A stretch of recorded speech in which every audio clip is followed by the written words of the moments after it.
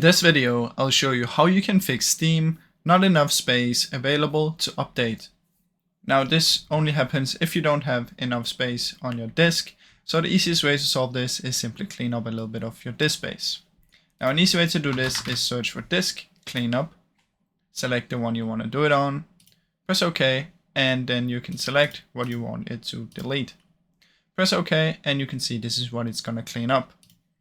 If that doesn't work, try finding a recycle bin and emptying it, because sometimes there's stuff in there. Now another thing you can do is you can find another Steam game that you've already installed and you can try and uninstall that to get some space. Now another thing is if you have a second driver, you can try and install it on that one. So as you can see, I have two right here.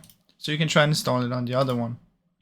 Now the last step, and this is an easy way to quickly remove a lot of GB, you can go into one of your drivers and up here you can type in size and then make colon, and you can select which size you want to search for.